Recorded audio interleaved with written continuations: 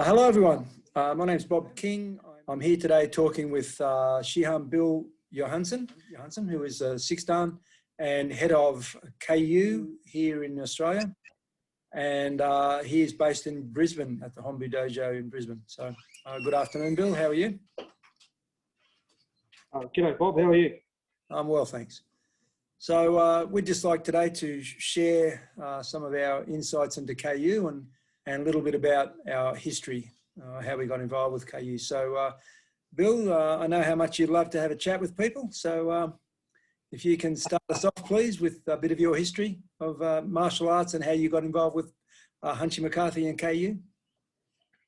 I'd been involved in martial arts for about 15 to 20 years. 15 years when I first started with KU. Various styles of karate and BJJ and jiu-jitsu and Filipino martial arts, but then I'd had a 5-year break, and I was starting to miss it. And I was looking on the internet, and I came across this guy called Patrick McCarthy, who could explain Kata. And that sort of piqued my interest because it's the first time I'd heard anyone claim that they could explain this stuff. And it actually wasn't Hanshi that I found. It was another guy that was talking about how Hanshi had helped him understand Kata. And as I looked into this Patrick McCarthy more and more, I discovered he was in my hometown in Brisbane. And I made a beeline to go and train with this guy. Hanshi was in Europe at the time on a seminar tour, but he suggested I go along to what was then the college course and meet his students and train with those guys until he got back. And it was a mind-blowing experience to walk into that dojo. There were 9 or 10 guys who'd been with Hanshi for 2 or more years, training 40 hours a week as part of their college course, part of their Renshi course. And yeah, they were amazing. All of them were experienced martial artists before they'd met Sensei, and they'd been molded by him for between 1 and 2 years. Guys like Ante Brandbacher, Olaf Cray, they were just at the end of their stint in Brisbane at this time. So to see these amazing martial artists, and then a month later to meet Hanshi, the guy who'd created these people, or brought these people up to the level that they were, was amazing. I couldn't wait to try and get as much of this information as I could. Yeah. What about yourself, Shihan Bob? Yeah, just thinking it must have been amazing to be involved with those guys in those early days. I started off when I was 9 doing judo, and then I went into kung fu, a couple of different styles of karate. And I was sort of in between. I just stopped training with Kyokushinkai karate and got involved with George Dillman at the time, because he was the first person that I'd come across that was looking at different ways of explaining kata and using joint locks and a lot of pressure point stuff, of course. So I got a bit involved in that. And that then led me to finding out about the Babishi. And that led me to finding out about Hanshi and his translation of that. Contacted him while he was still in Japan, and he told me he was relocating to Brisbane. So when he got to Brisbane, I travelled up there. Actually went up to train with someone else and thought, well, I'll check out this Patrick McCarthy guy while I'm up there and see what he's all about. Went to where he was teaching classes at that time in Wavell Heights. Did 1 class, and as you said, the mind was blown.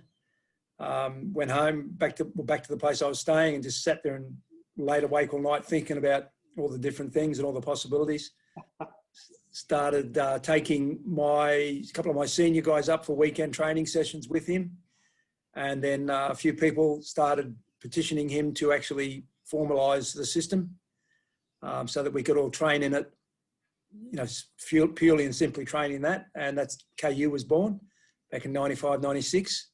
Been with it ever since. Just, yeah, Just never stopped getting enough of it. It's just been an amazing ride to be involved with it for all these years. So, okay, so got a few questions I'd like to ask you, Bill, if we may.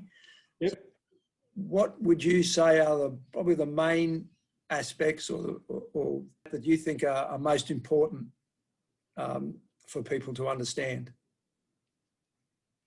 Probably the major thing for people to understand about KU and karate and any other martial art in particular is the habitual acts of physical violence, the HAPV.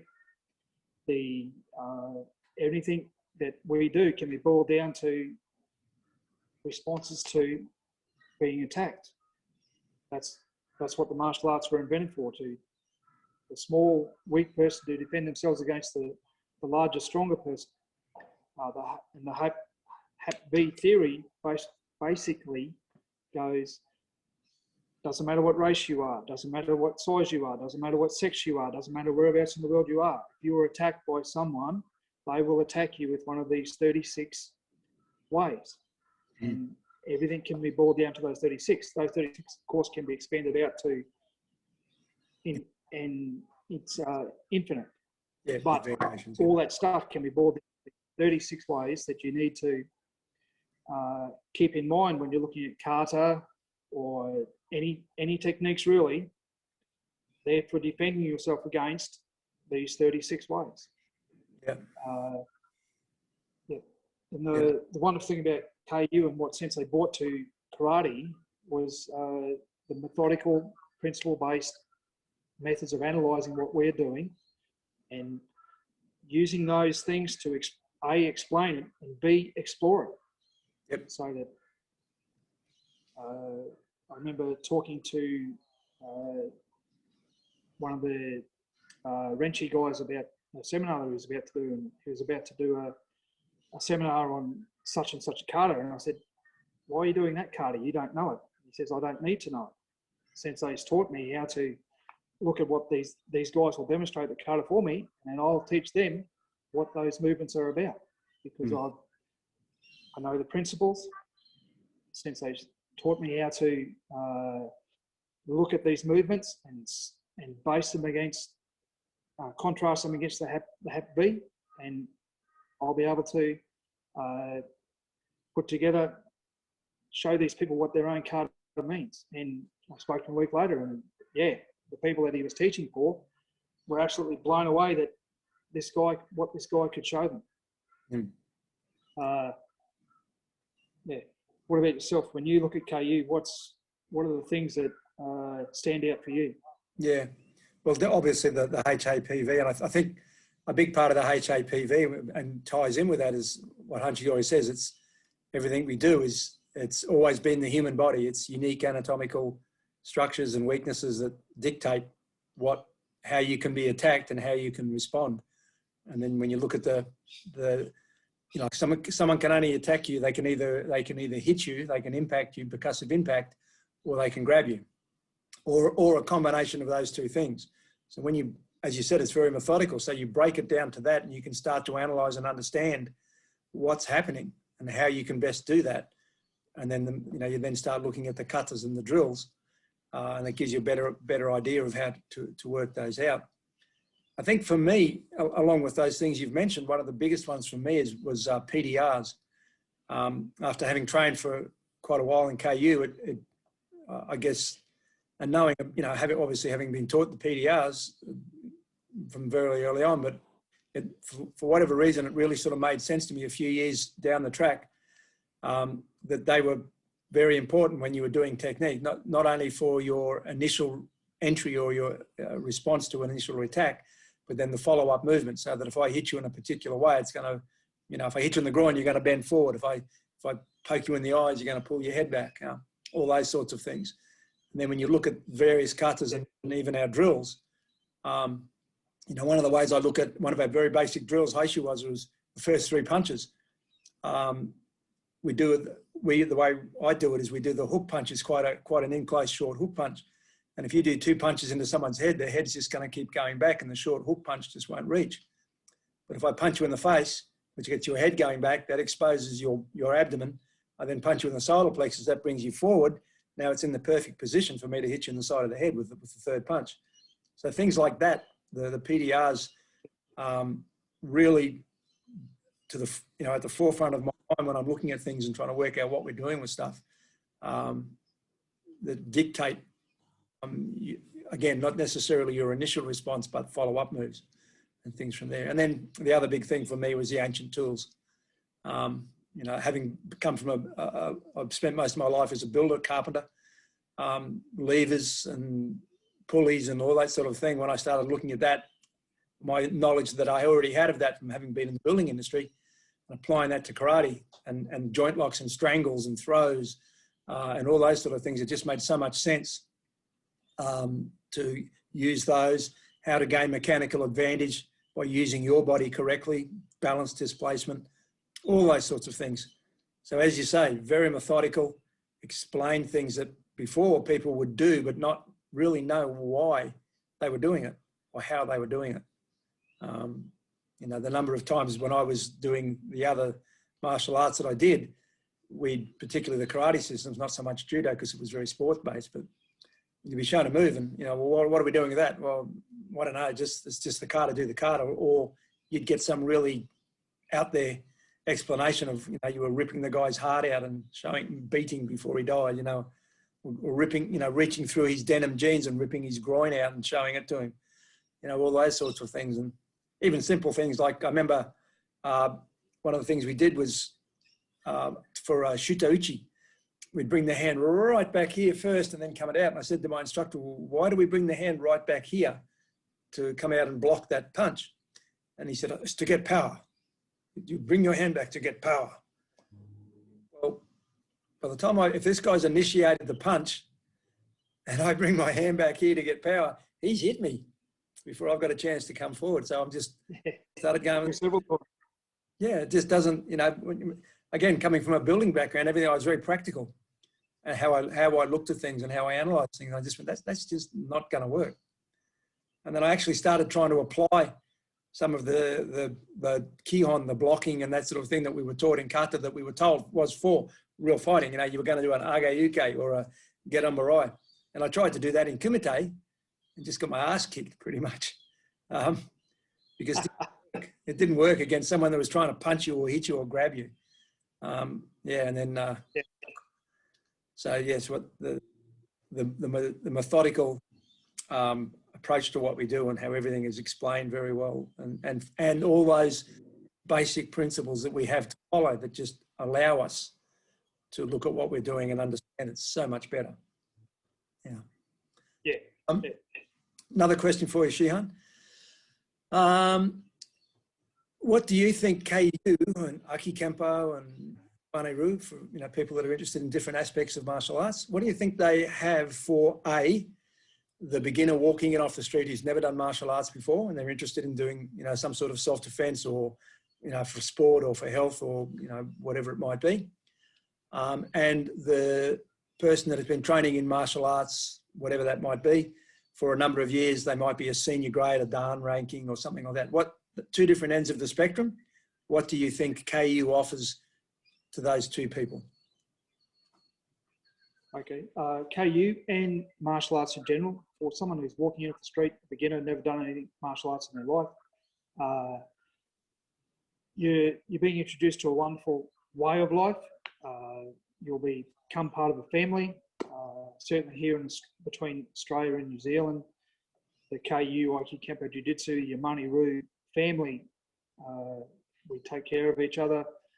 We're there for each other, and individual dojos, that's carried on even more. It will enhance your life, make you a better person, give you self-defense skills, give you a path of learning that will continue for your entire life.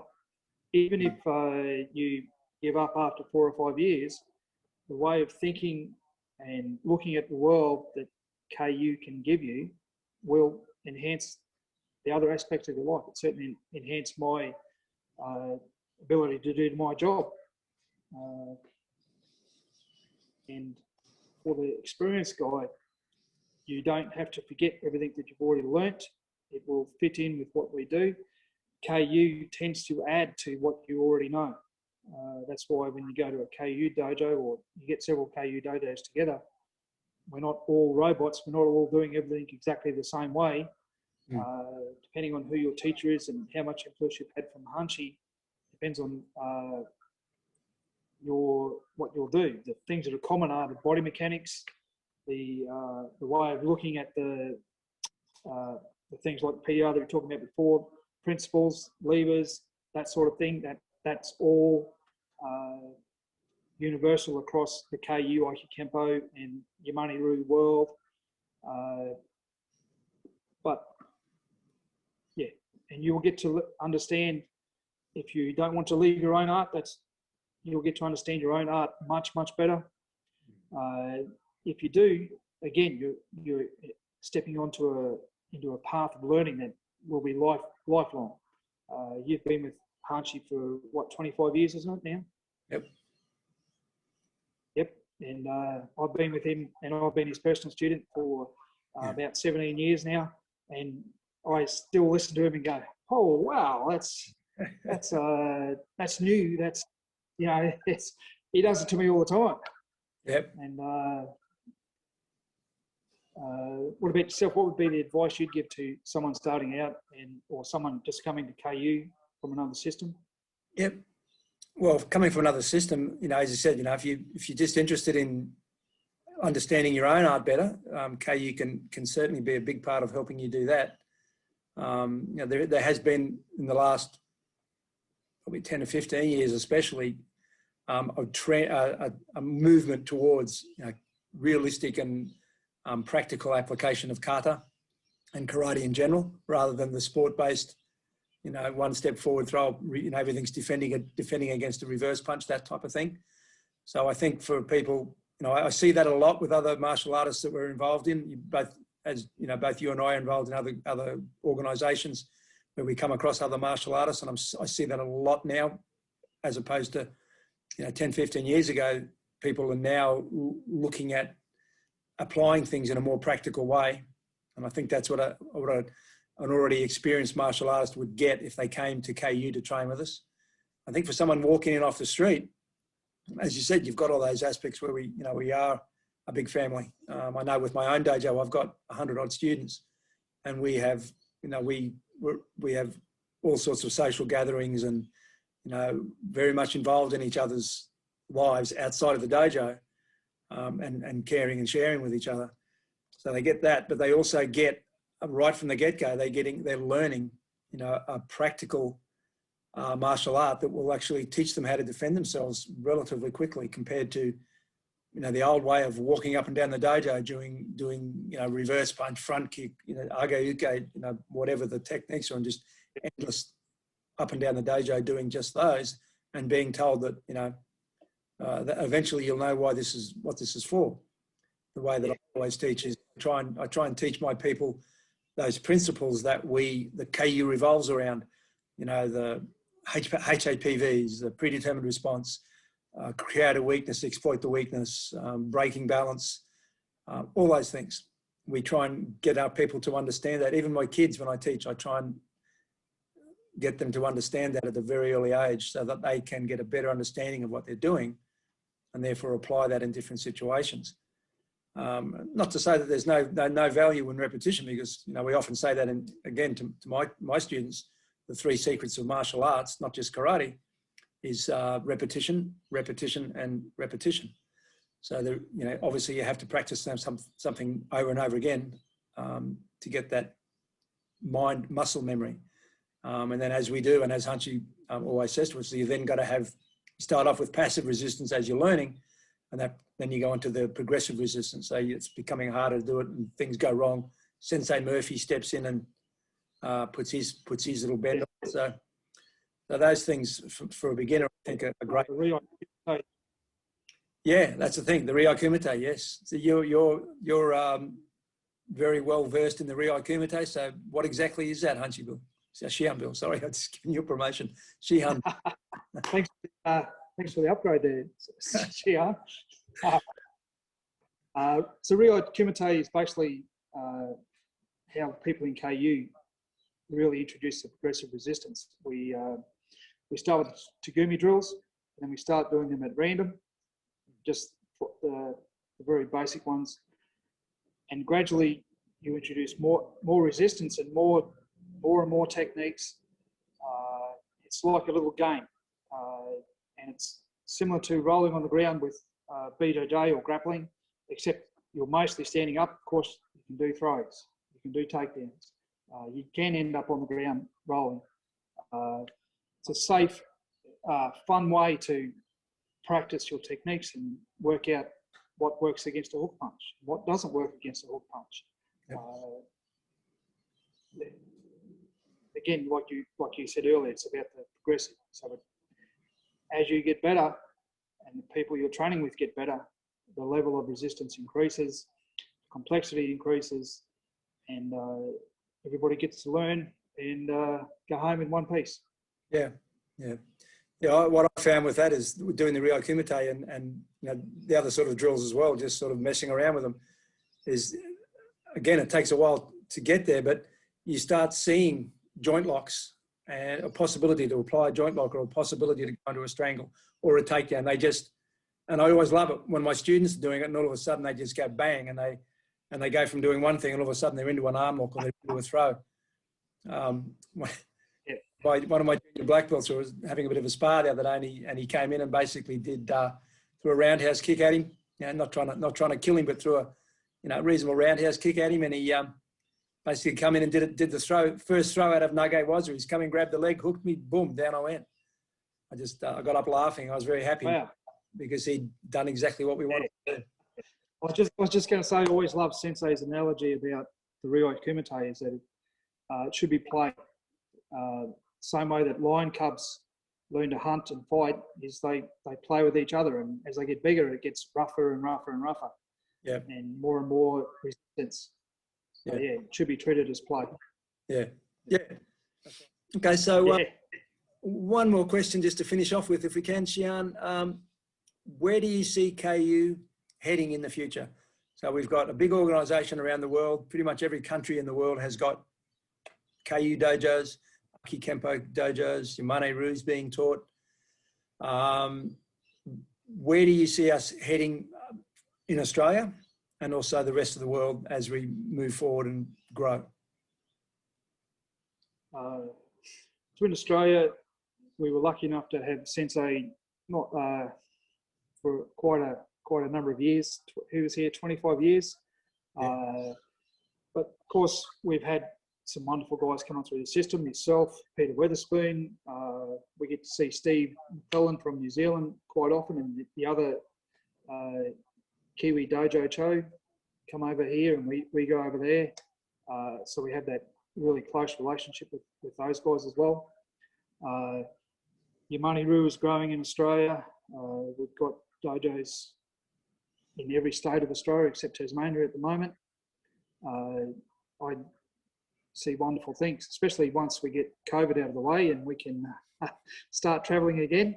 It'll be a wonderful time ahead. And worldwide, again, there's some incredible guys in teaching KU and Aiki Kempo and Yamane Ru, Olive Gray, Auntie Brandbucker, all the other guys doing the KU Food for Thought.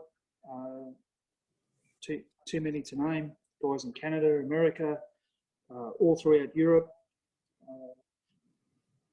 And of course now with Sensei being in Okinawa, he's much more accessible for those guys, not so accessible for us anymore, unfortunately.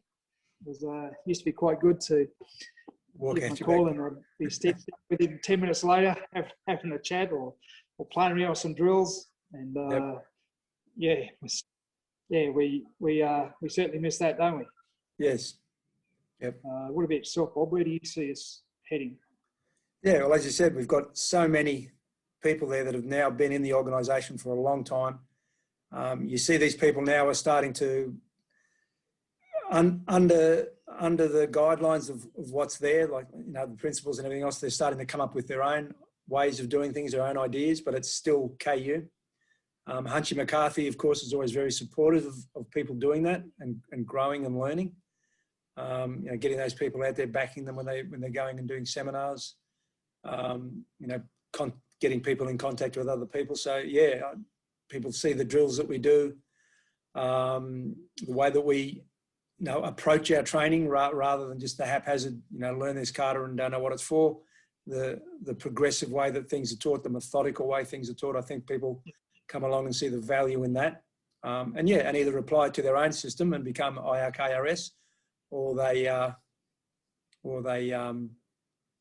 actually come across and join KU. Either way. So yeah, I see it, big things in the future.